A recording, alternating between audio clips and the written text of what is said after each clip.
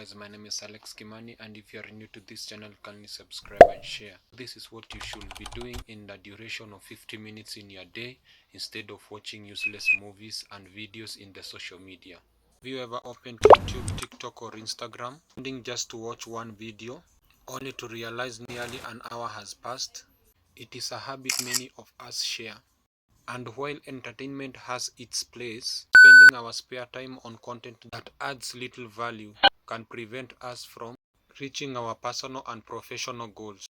Today, our demonstration is titled, Stop Watching Useless Videos. Do this with 50 minutes of spare time instead. Make use of just 50 minutes of your spare time. Whether it's learning a new skill, reading, exercising, planning your goals, or working on a personal growth. These simple activities can create a lasting positive changes in your life. By the end of this demonstration, you will discover that even a short amount of time, when used wisely, can improve your knowledge, productivity, and well-being.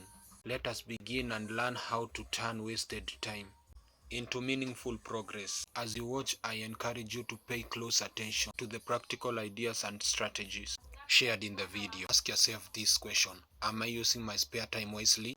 You may discover simple habits that may change your life.